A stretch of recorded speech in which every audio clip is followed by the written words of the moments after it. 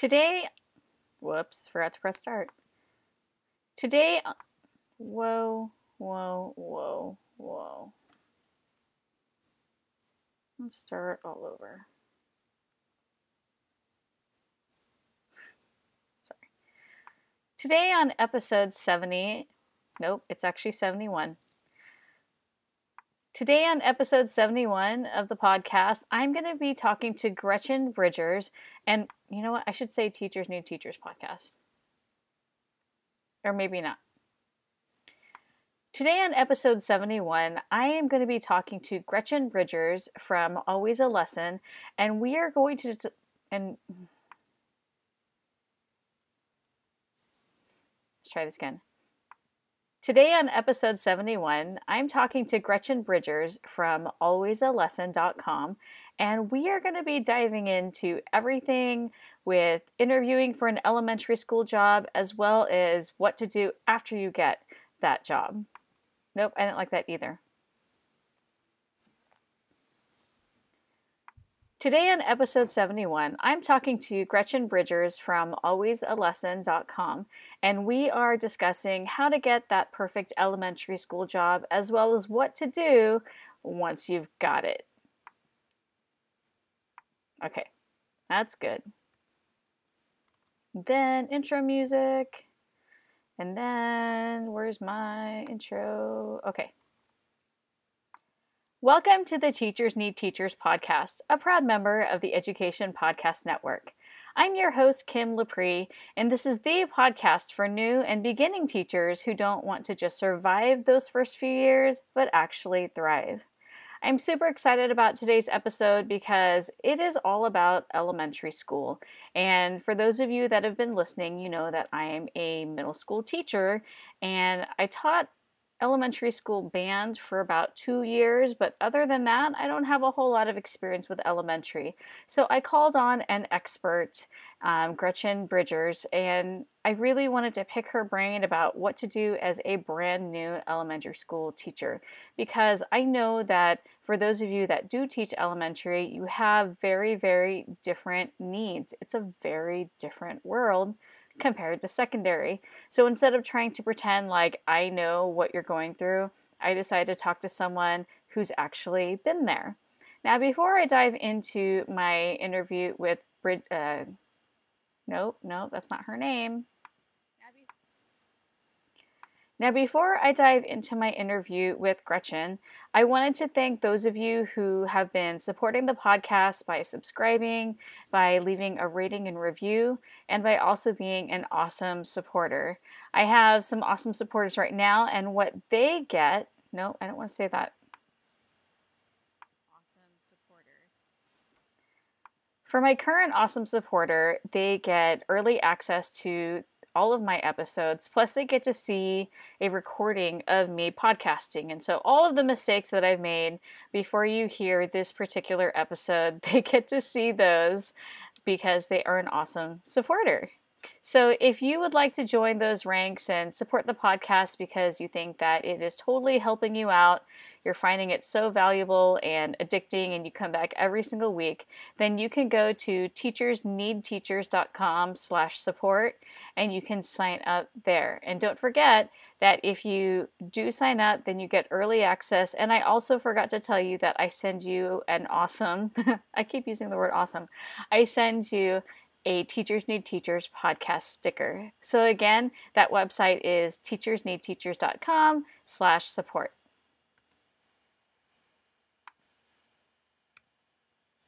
Okay, so now this is where the little bleep, bleep, bleep for Edu Podcast Network thing comes on.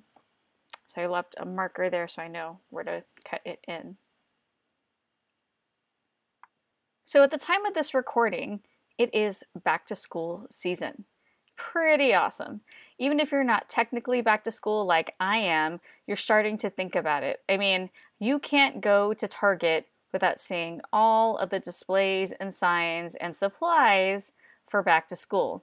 And I think it's kind of funny because I've seen on Instagram how some teachers who don't go back until September, they're like, let me finish my summer. Stop showing me back to school stuff. And honestly, I kind of feel that way about the holidays. I feel like they start bringing holiday stuff, be it um, hmm,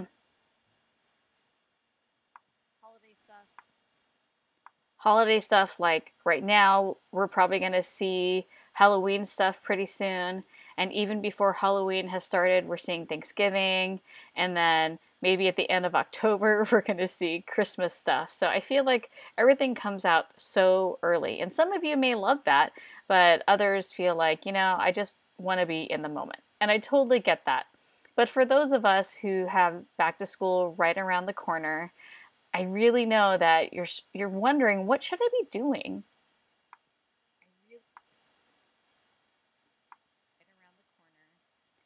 And you are a brand new teacher, especially, you're sort of wondering, what should I be doing? What should I be preparing? No, I need to change that. What should I be preparing? You're just sitting at home, you may not have access to your classroom or your curriculum, and so you're wondering, what are you supposed to do? Or maybe you don't even have the job yet. I'm going to tell you guys, a lot of schools hire up to the very last minute. I've had colleagues who've been hired the day before school starts. So if you don't have a job yet, there is still time. So in the meantime, how do you prepare for that, for the job? Or if you have the job, what are you supposed to be doing now? So I decided, like I said in the intro, to talk to an expert, Gretchen Bridgers, and I really want you guys to pay attention to her tips, especially for setting up the classroom, which you do and don't really need to do right now, because a lot of us feel this pressure to have these perfect classrooms right off the bat. And she kind of gives advice on how to sort of space that out and pace it so that you're not spending all of your hard-earned money right away, and so that you don't go insane from being overwhelmed by it. So here's my conversation with Gretchen.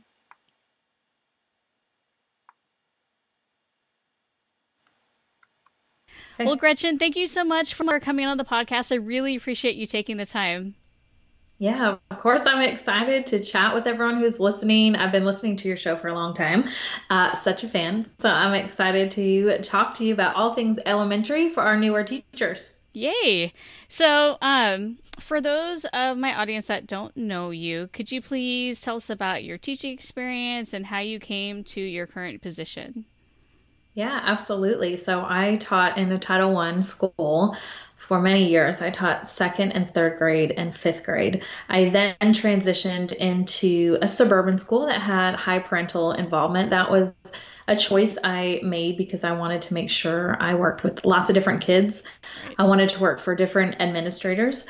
I wanted to work just in a totally different environment with different leadership. That was really important to me because I wanted at one time to go that route, and I thought it was important to see lots of leaders in action. So I changed schools through our transfer fair, and that was great. But during all this time, I really wanted to lead teachers. So I had student teachers and I was mentoring my colleagues. Oh, nice. And then there was still this fire in me that was like, I want to work with teachers. I don't know what this looks like. So I was doing professional development when asked for our staff. And then that went out to the district. And then this opportunity came through the New Teacher Project. We had a cohort called Teach Charlotte. I'm here in Charlotte, North Carolina. Okay. And I got to work just with new teachers. And they were career changers. So they were older adults. They had different careers before this, decided they wanted to try teaching. So I worked with them through their student teaching placement with Teach Like a Champion. If you guys have not read that book, yes, highly awesome. suggest you do that. It's just bite-sized techniques for a novice to an experienced teacher. Just something for everybody. So we taught them that. And then we followed them through their first year as a coach. And I'm like, wait a minute, this is like a thing. I could make this my job to coach and help people. So that's when I decided to leap over to there and work there full time. And then I was blessed with some kids and I decided, okay, I want to be able to stay home, but I also still love what I do. Like, how can I do both? Mm-hmm. So I created, it was a blog that I had done in the classroom at alwaysalesson.com. And I expanded that to have a podcast, the Empowering Educators podcast. And then I created resources for classroom teachers as well. And that's morphed into into webinars. And then I also go out and do PD for different districts. So it's kind of evolved into this bigger thing than I ever imagined, but it's been so fun. And I think there's one lesson to share with your listeners. It's you don't have to know where your path is going to go. Like take it one step at a time. Opportunities will come. Make the best decision you can. I highly suggest doing something where you're switching up your environment. Try not to teach the same grade level all the time or the same subject. Like really learn the art of teaching, and that requires you to get out of your comfort zone. And that is what I had learned through that very long answer to your question. And a lot of elementary teachers I found actually they do switch grade levels a lot. So absolutely. That helps. And well, I will tell you, there's this thing in elementary school where you have the K2 teachers and the 3-5 teachers. And it doesn't mean we're against each other. It just means you are either great with little humans or humans that are growing up to be a little bit older kids. Right. And I know that the kindergarten phase and the tying the shoelaces and using the potty all the time is not for me, that I'm not blessed with that talent. But I know the older kids who still love school and love their teacher, but really are ready to dive into content. That's where my heart beats. And so if someone's like, I don't even know, like I go to elementary school and it's K5, how do you even know? Right. Well, think about it. Do you really want to help younger kids learn the structure of school and understand rules and getting along with each other and maybe some content stuff? Or do you want to really teach some deeper things? And then that would kind of be the older way. So that hopefully helps some folks going into an elementary interview and they say, what grade would you like to teach? And they're thinking, I have no idea. Right. At least that helps you break it into two homes within one big home. That's a great tip. Yeah, because but then I wonder if a lot of them already kind of know like where their heart is. Do you know what I mean? Like for me, I can only really teach 7th grade. I've tried to teach 8th grade, but I just know that with developmentally with 7th graders, I get them and that's my jam. So I think we just tend to be drawn to that particular age.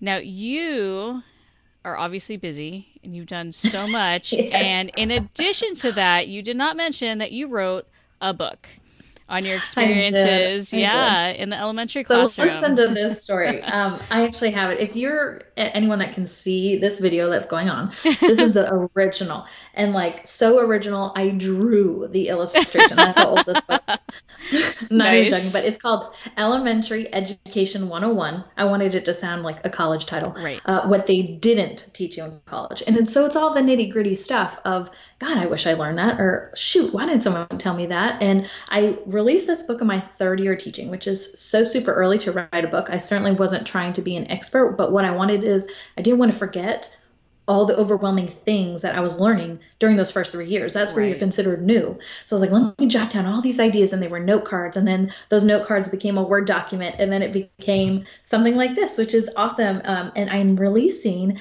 the 2nd edition this summer, which is jam-packed with even more stuff, which I'm super excited about. You can find that again on my website. But the table of contents just walks you through anything from the interview, like you're preparing for the job, and professional things that I didn't realize. Like I thought I was, following all the rules of the community. And then I'm like, ooh, I might have made a blunder here or there, because sometimes you just don't know what you don't know. So there's definitely some tips with professionalism, and especially now with the online space that can get crazy. Things about getting settled into your role and the nitty gritty of the role, and then what happens after that when you're in the group. So there's a whole chapter for that too. So if you are new or student teaching or just dreaming about being a teacher, definitely grab this book. It's super short. You can read it in a weekend. It's full of bullet points. It'll be great to get you started. And I'll definitely put the links to that in the show notes so that you guys can grab a copy of the new edition. Yay!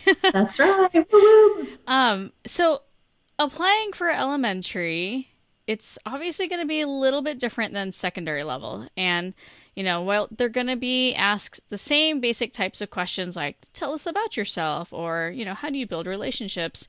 What other types of questions can they expect that's unique to elementary school? Good. I'm so glad you asked. So I created, again, if you can't see this video, that's totally okay. But there is this packet of information, and it's called Preparing for an Interview. And I give you the questions that are asked, tips, and a whole planning guide to help you, because part of my role when I was working with the New Teacher Project was to go through hundreds of applications and find out what qualities make a great teacher. And so I'm like, I have all this information that I could give to someone, like, here's how to ace your interview, because Right. it's so exhausting to think they're going to be staring at me and do I have the right answer? So I've broken it up for tips for a new teacher or just a veteran teacher changing roles like I did, or teacher leaders wanting to be coaches. So I would say, to answer your question first and foremost about the elementary, a lot of it's going to be content. Like, do you Okay. understand how to teach, because you have to teach all the subjects. So they want to know that you have the knowledge base to do so. Okay. Sometimes they will let you departmentalize, where you will teach one or two subjects and then rotate, kind of like a middle school thing. Mm-hmm. And that's less common, but then there are huge levers with testing in elementary, Right. with the end of grade tests and things. And that's usually in math and literacy. So they really want to make sure, hey, do you know how to do small group instruction? Do you know what a mini lesson is? Do you know how to differentiate? Do you understand guided reading, which is students reading on their own level, but then you're also conferencing one-on-one with them? And a new teacher is like, what is all this? I didn't learn all this in school. So you Right. really need to find resources online for these subjects to make sure you can at least speak about them. And you don't have to act like you're an expert, but say, I am learning a lot about it and I can't wait to give it a try myself. And they Right. understand that because you are new. So they're not expecting you to come in here knowing exactly, what that looks like. I would also say behavior management is a huge thing. So please Mm-hmm. be thinking through what that might look like in your classroom. If you're going to have a coin system or a ticket system or a red, yellow, green light system, whatever it is, something to help students adhere to the classroom protocol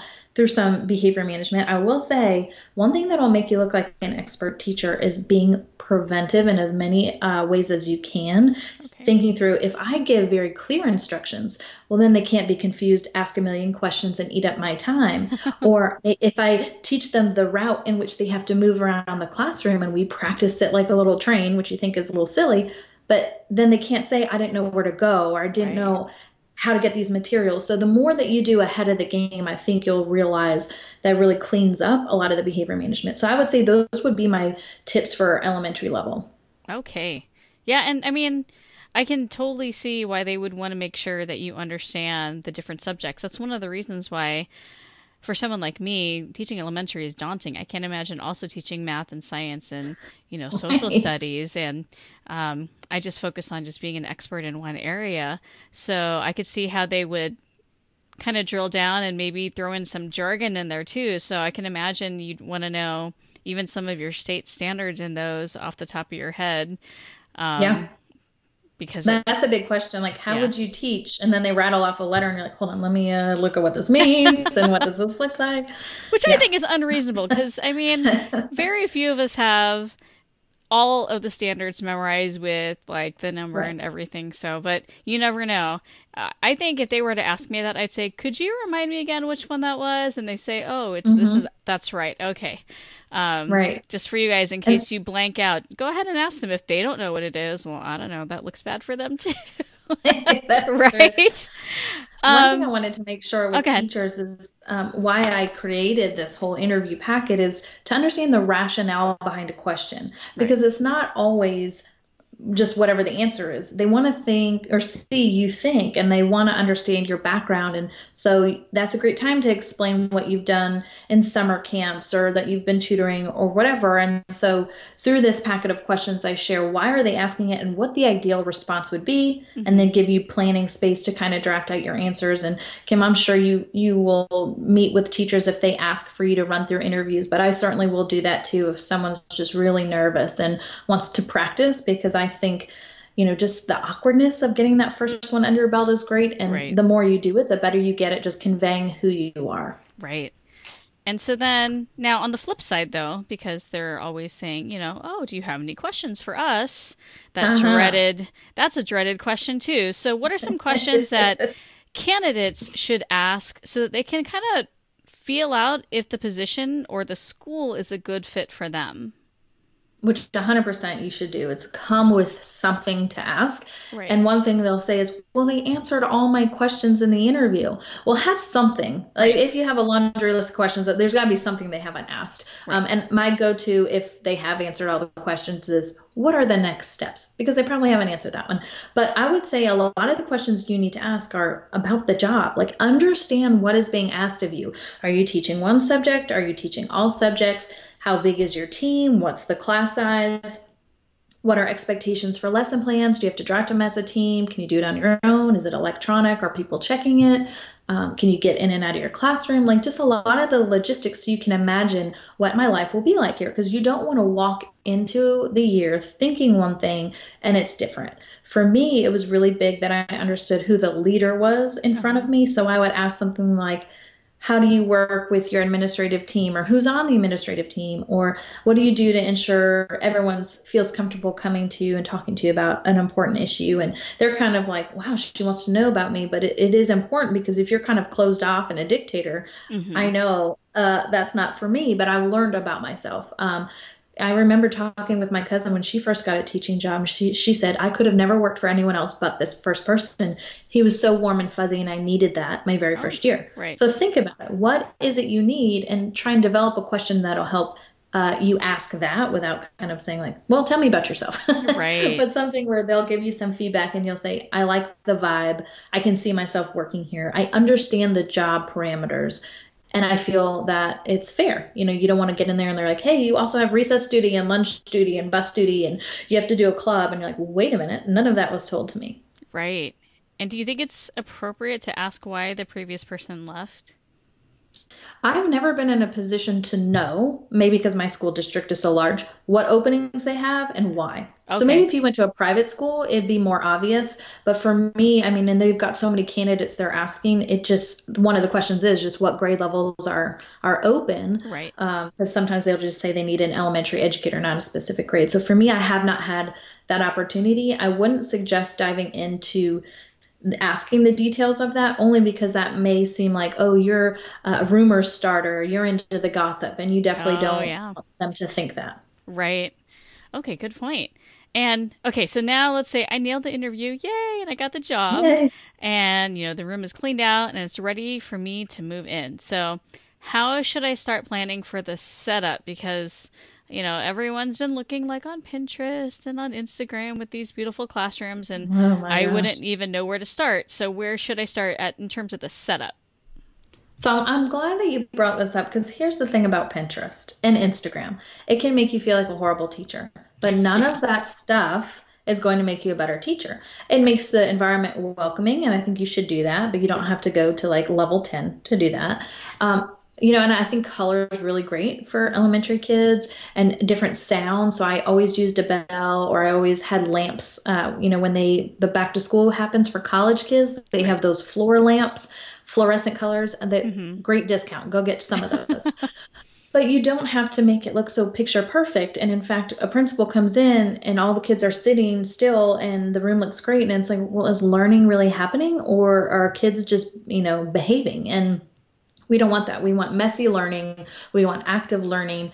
We want the energy to be high. I mean, in control. But I would say for me, when I set up my room, I go inwards and I work out. So that means I do the desks first, whether I do groups or I do rows. So the inside of my room is ready. Then I move to the areas, the learning centers. In elementary school, you're definitely moving around the room. You have a reading nook, or you've got a math center with manipulatives, or you've got a science lab, or whatever it's going to look like. And then you kind of do the outside of the room for those areas and put the materials where they belong. And then you can start hanging things on the wall that go with those centers. And then you can move outside to do your bulletin board. So inwards, out. But again, do bare necessities, because you're just starting out. You don't know what you need. I bought tons of posters, and then my whole classroom wall was posters. I'm like, what am I going to do with all this? And some principals might want to start with bare walls so you can put student work. So that's, again, probably another question you want to ask your principal. But leave the decoration to the last if you have time, because I will tell you there are time constraints when it's back to school time. My school was always shut down during the summer to clean floors and desks and everything. So I couldn't get in for a week before PD. And 1 week is not a lot of time to set up a whole classroom.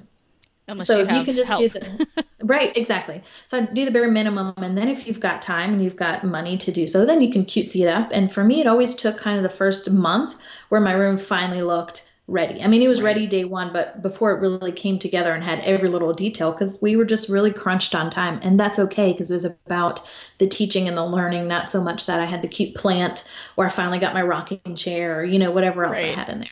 Well, and if let's say you only have a week before, school starts, you're not just doing classroom setup either during that time. There are other No. things you need to do.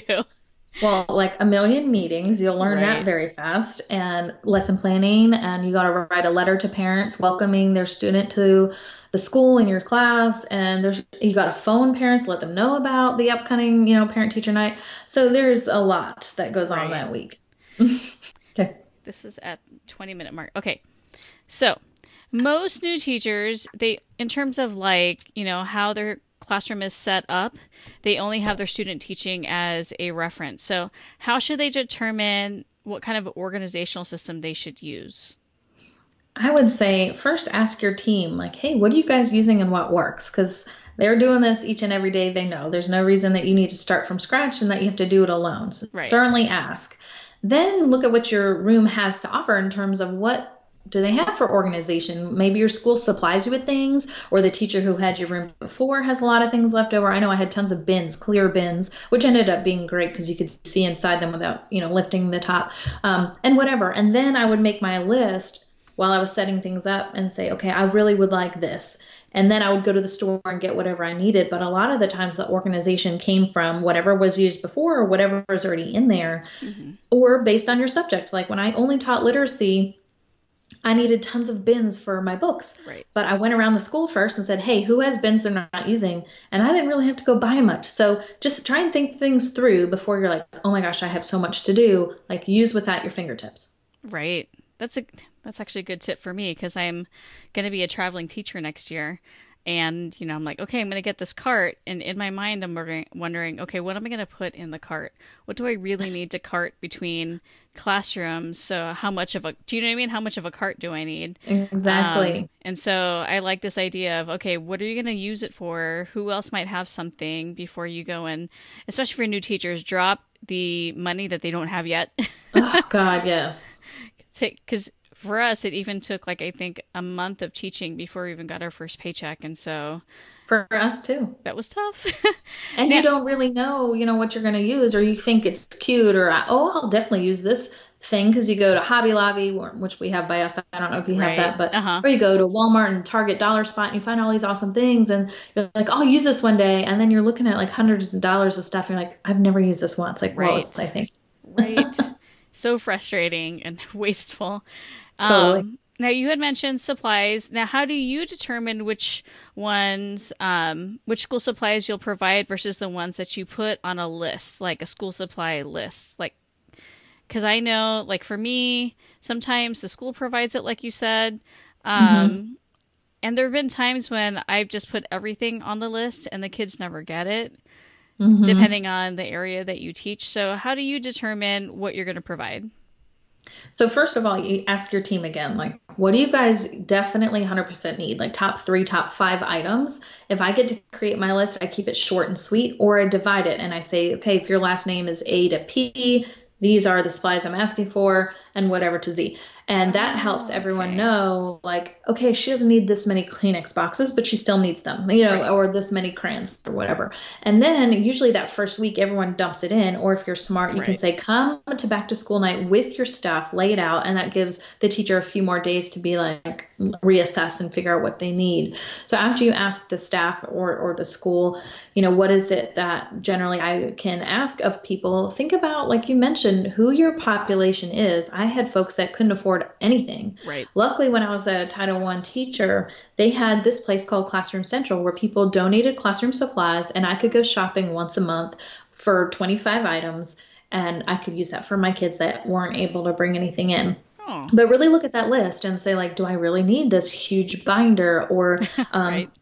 this pencil case? It's like, no, the kid needs pencils and paper. And do you need tape? I don't know. I could do without tape, but I really want some glue sticks, or I hate glue sticks because they always dry up. I want that, just really decide what your top 3 or top 5 items are and go to bat for them. And then what you can do at open house night is, and I did a little tree and I had apples on the tree and they were additional items that would be for the students, but I didn't need everyone to bring one in. Okay. Maybe I need staples or construction paper or something. And so if a parent wanted to, they could take an apple home with them, get the item and bring it in as a donation. And that would be above and beyond. But again, you got to know your population and what people are willing to do. So start bare bones and go from there. Okay.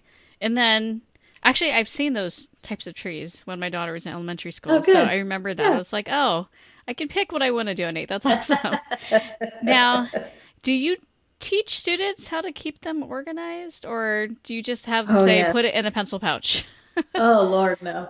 Yeah, you can have diagrams that show them like the inside of their desk, like this is where this sits and this is where this sits. And you might think this is the craziest thing. But if I don't take the time now to teach this, then all year long I'm battling the messy desk thing and can't Right. stand it. Or the kid that comes in with 500 pencils, like, you know what, you could probably keep those in your backpack or your cubby and let's just bring three to our desk. So you have to just teach them some of these norms but again, you've got to think all that through. Like, what do you want kids to do with all these supplies? So I would have an assembly line. Kids drop everything off at the back counter. We'll go through it at a later time. Come sit down with your backpack and let's get to learning. And then throughout the day, I'd say, okay, I'd have a TA or I'd have myself throughout, bathroom break or something. I'd be organizing everything and then we kind of figure out a system. So in your head, prior to the first day of school, decide where these items are going to go, what you want them to look like, and then you've got to teach the students how to follow those procedures and then make sure you're following through with them. You can't let it Right. go one time because it's going to become a bigger mess. But yes, very nitty gritty teaching of organization is necessary. I can imagine because at that point they might just all go up and get, colored pencils and en masse and Mm-hmm. everyone's pushing and then the bin falls over. Exactly. And I've had, the other school I taught in with the suburban students that had a lot of parental involvement, those parents took care of all that for me. They were back there organizing, had a label maker for everything. They Oh, had blue wow. folders for math and red folders for reading. And I mean, they took care of it all. And I'm like, that's a lot of detail. I certainly didn't have that time, but I was so thankful to use my resources. So that again goes back to knowing your crowd. Right. Okay, so now I've got a good idea of my classroom setup. So let's talk about planning. So, how should I determine like the schedule for the day? Because I know everything is just so structured, especially if I can't get a hold of my like grade level team members ahead of time. Mhm. How do I know like the schedule, curriculum, all of that? For me, I've never had the a wonderful blessing of designing my own day because we all borrowed assistance from each other. So the Okay. front office would create a master schedule. So your schedule is given to you, which is great. But everything else, there's tons of stuff you can do. In fact, I wrote a blog post, 10 ways to prepare for the upcoming school year during the summer. If you're Hmm. seeing the video, here it is. But basically, I'm giving you options like reviewing the standards in the curriculum. You can do that at the beach. Like just go through and say, okay, this is what I'm teaching, and this is to the detail to which I'm teaching it, and do I even understand it myself? Definitely research instructional techniques. I gave a shout out to Teach Like a Champion. I 100% think that would be a good one. And they even have videos online if you want to search some of those techniques. Connecting with other educators, whether it's on Twitter or Right. Instagram or Facebook, like find your tribe so that you can share ideas and learn from each other over the summer. You can plan your first day of school activities in elementary school. It's a lot of fun getting to know you things. So you Hmm. can look on Pinterest for that or just do a Google search, but you want to do something fun and interactive and you can plan that. Planning your furniture setup like we chatted about, writing your welcoming letter to students. I mentioned that one earlier, getting everything organized. If you do have a chance to get in your classroom much earlier, that's great. Purchasing whatever you need, assembling your wardrobe for teachers. Oh, Oh my right. gosh. I had so many blunders because I didn't think about I'm raising my hands all the time and out of excitement or I'm pointing and my shirt may not be long enough or I'm always on the floor because we're doing little reading groups and it's like I'm pulling up my pants or I'm on my feet all the time or we're dancing around or moving around a lot. My shoes are uncomfortable. So I learned a lot that first year about what to wear and what I needed to do in the dressing room to make sure this passed the test. People probably thought I was doing cartwheels in there, but anything I could do to make sure like, hey, this outfit's staying on and it's comfortable, but it still looks professional. So anyway, check out that blog post if you're trying to ask yourself, what can I prepare over the summer? Besides me just listing those two, I tell you in more detail what that looks like and how to do it. Now, just out of curiosity, like, in terms of like when you do math and reading and all of that, is that up to your team or do you get to decide on your own? In terms of a schedule, Right. yeah, so they'll generally say this is what your day looks like for third grade team. And then from there, you guys decide what the block looks like. Like maybe we do word work first and then we do a writing or whatever. But they tell you this is the time because you generally have assistants coming in. Or if you have English language learners, they're getting pulled out. Or if you have students with disabilities, maybe they're getting some support. So that schedule is usually given to you. But again, that's based on my district that's really large and they had to share a lot of folks. So if you're at a smaller, more intimate school, you might be able to create all this from scratch. Or maybe there's another person on your team and you can do it together. If you do have that opportunity, highly suggest doing cognitive stuff in the morning because students are fresh faced, like the reading and the math, and more fun interactive things in the afternoon because by then kids are like tapped out. Their brains need a break. And they may not be as focused, especially if you're testing on reading and math. You definitely want them where their brains are ready to go in the morning. Oh, okay, that's good to know. That's what I was wondering about is the best way to structure your day. And I know at like my daughter's school, each teacher on the team specialized in something else, so then they'd have like a rotation. So they wouldn't necessarily stay in their classroom for math. Like half the kids would be with one teacher for reading and the other would be for math or science or social studies. So I know that every school is different. I was just curious what your experience was with that. Yeah, that's departmentalizing. So that teacher would teach that same lesson over and over and over to get each of the classes through, but she may have a lower group and a higher group and whatever, but you do have that base lesson. So it is helpful to know like, hey, how many classes of this am I teaching? And, how long of a block do I have? And then what's tricky about what you were mentioning is the transition time. Then you're teaching 5 minutes less because you've got a couple minutes up front, a couple minutes at the end where kids are getting ready, they're coming in or going. And so that makes it difficult. So lots of little things to think about. And you have to teach those transitions, right? Oh, yes. Let's talk about the fun part, which is teacher supplies. I think it's fun. It's stuff I get to buy for myself. What are some basic teacher supplies that elementary teachers should have on hand, aside from whiteboard markers? Those are great. I wrote a blog post about this too. It's called A List of Must-Have Supplies for the First Year Teacher. And this did not come from me. I have a group just for new teachers on Facebook at the elementary level, and they all threw in their suggestions. Like these are the must-have things. So certainly come check this out from office supplies, and please don't pay full price for anything because there are going to be tons of sales this summer. Just keep watching. Make your list of things you think you want. At the elementary level, we love cutesy colored pens. Using red pen is just kind of not encouraged anymore. So orange and green and whatever else you like, or stickers and stamps. I loved having my name on everything. So I had a little store I would look at and they'd personalize everything. So that was my big thing that I was willing to spend a little extra money on. But then there's just organizational supplies, which we talked a lot about already.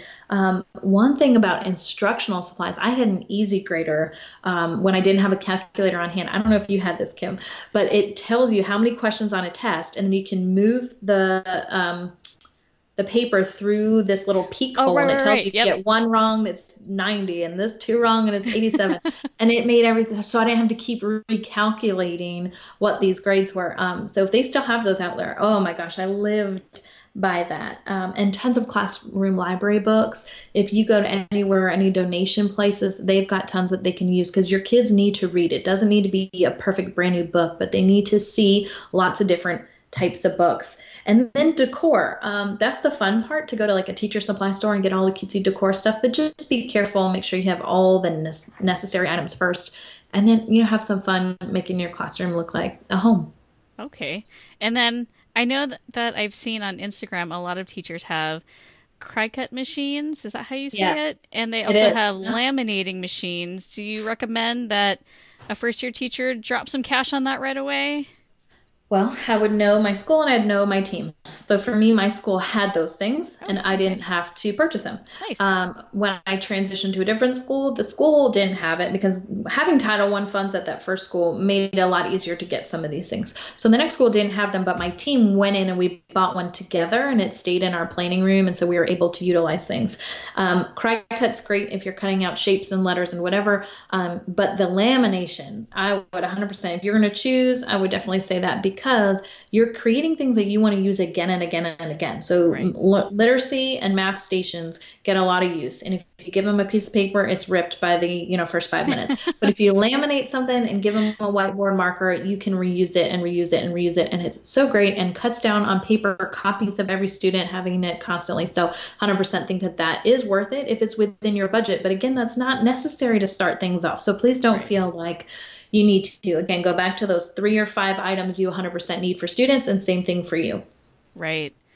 Yeah, I mean, it's so tempting too when you see people show all the stuff that they're making on those machines. I'm like, oh, that looks like fun. Oh, Kim, stop. You don't need that.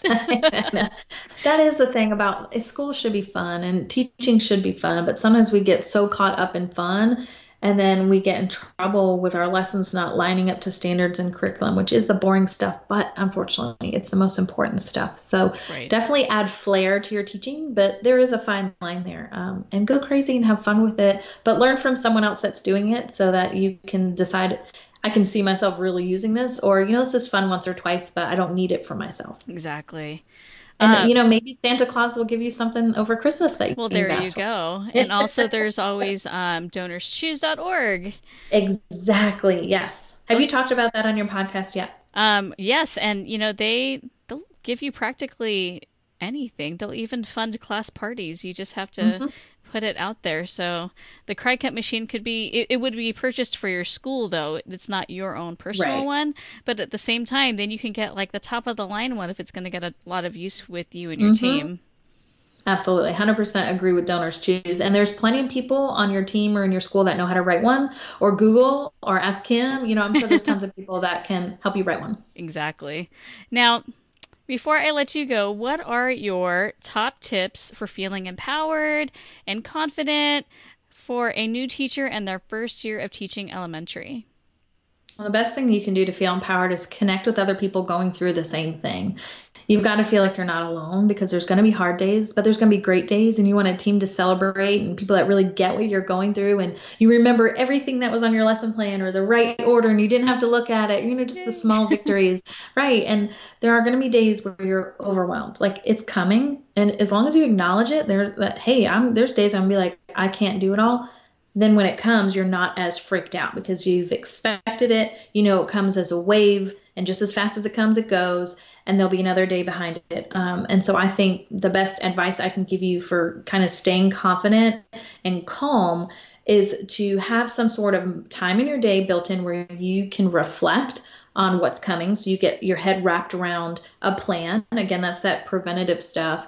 But then you also take time to reflect and think, how did that go? What can I tweak for tomorrow? Because you might think that's silly. I can do that on the car ride. Well, maybe on the car ride, you want to blast your music like I did on days. I didn't want to sit and reflect. So take time somewhere in your day to just process. Because if you have a process, you can create a plan, and then you're able to really be proficient in the classroom. Perfect. I love that. And I'm all about being reflective. I think it really helps you also reframe what's going on. So, at first we might have like an initial emotional reaction, but when you reflect and you reframe, then you can see how you can get through it. So I love that piece of advice. Now, you had listed a bunch of resources, and so you guys, I'm going to list all of those in the show notes so you can grab everything that Gretchen had mentioned to help you out with your first year in elementary. And where else can my listeners get a hold of you? Just go to alwaystalesson.com. That's where my blog is, and the podcast and the resources. All my social media handles are there. So that's just the easiest thing for you to do. Or tune in to my podcast and you can hear Kim's interview. She was great on my show. We should link that episode too. Okay, yes, we'll definitely do that. And be sure to subscribe to Always a Lesson. I listen to that podcast as well, you guys, and you're going to get a lot between the two of us. You're going to feel really great about your first 2 years of teaching. Yes. Well, thank you so much, Gretchen, for being on the podcast. I really appreciate it.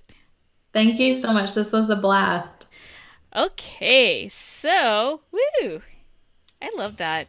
There's so much that I just don't know, and I'm so grateful that you can provide that for my listeners. And you have all these amazing resources, so I don't even remember which one. Can you tell me again which ones that way I can put direct links? Out, so I can just email you all the links that you'll need for your show notes. Would that be easier? Oh, perfect. Yeah, because I want to make it easier, because I'm assuming it's like they'll sign up for your email list, right? Mm-hmm. When they get those. Yeah. So I want to make it easy for them to get all of Right. those. Yeah, Yeah. that'll be great. And let me think. Anything else? No. I I'm can't believe we got through those many questions in such a short time. That was like awesome. We're very efficient we speakers. are. It's because, we don't like to have too long of a podcast episode, right? That's exactly right. Like I've looked at my podcast statistics, and if it goes more than 45 minutes, you can see like people drop off. They drop off. Mm-hmm. And I'm like, "Oh, so then my CTA at the end doesn't matter because you didn't make I it." know, I know, I know. Well, then you can just do a series like, hey, I'm going to talk about this, and this is just part one. Because it's Right. really a 40-minute episode, and now it's just going to be 20 minutes. Yeah, exactly. And people will stick around for that. But Right. so I'm looking again the last week of July, like it'll go out on the 29th, which I think Yeah, is that's great. perfect. And do Just you send me the link when you do that, and I can share okay. it out on social media. Yay. Do you have any Yeah. like programs or anything that you want me to put on here? Like any kind of back to school stuff or new teacher stuff? I will think through it, and when I send you all this stuff, I'll add it to my email. Okay. Because I think I saw that you had like some courses too. So if there's any in particular that you want Yeah, me to we've got a mentorship program that's launching this summer, so I'll definitely link that too. Yay! Okay. All right. Thank you again, Gretchen. Have a good night. Thank you. All right, bye. Bye. That was definitely an awesome conversation that I have with Gretchen. Nope, because it's not have, it's had. That was definitely an awesome conversation that I had with Gretchen, and I'm so glad that she cleared up so much for us. So, here are my key takeaways. First of all, when it comes to the interview for an elementary school position, be prepared to answer content level questions, questions specifically to a grade that you might be teaching, and also have some questions prepared for them, even if it's, asking them about the schedule, what are some of the basic duties and expectations. Find out. That way you know if this job is going to be the right fit for you. Now, I wouldn't start asking about pay or benefits or anything like that because I personally feel like that's inappropriate at this time. But in the interview, you can ask more details so that you can get to know the school beyond what you would Google and find on their website. I also really like that Gretchen encourages you to reach out to your grade level team and find out what they do. So maybe you have an idea of how you want your classroom to run, how you want the schedules to be based on your, student teaching experience. But then when you get there, it might be completely different. So find out and see what they're doing before you spend too much time planning, if you can. There are times when you can't reach them because they're on vacation, and Gretchen goes into what to do if you can't get a hold of them. But I would definitely, take some time to wait before you dive in too much on like buying some materials on Teachers Pay Teachers. You can definitely plan for that first day of school, but beyond that, Gretchen suggests that you wait to talk to your team. Also, pace yourself when it comes to setting up your classroom. Don't spend money on everything because you don't even really know what you need yet. There might already be things there for you, and then you spend all that money. There's definitely shiny object syndrome, especially if you go to, Target or some kind of teacher store. But wait and hold back and see first what you actually need. Your school might be providing a lot, and then go shopping. Make a list and figure out what you need to make your classroom look the way that you want it and run smoothly. She also mentioned things like if you want to get a cry cut machine or laminating, that maybe your school already has that. Now, my school doesn't have a cry cut machine because in middle school I found that we don't really use that as much, but we do have a giant industrial size laminating machine that works perfectly, so we definitely don't need to buy that. So I really loved my conversation with Gretchen. I had such a good time talking to her, and she is a wealth of knowledge. So I encourage you to go to alwaysalesson.com where you can find all of her materials, and you can also get links to her podcast. And whatever podcast listener or whatever, oh no, that's not what I'm saying. And whatever you're listening to this podcast on right now, whether it's your phone or your computer, Make sure that as soon as this episode ends that you find Always a Lesson and you subscribe to her podcast as well, because it is awesome. And if you want to hear my conversation with Gretchen on her podcast, I'm going to put that in the show notes so that you can link over to that. So good luck with all of your back to school shopping and back to school planning. Don't go overboard. And I hope you have a fabulous week.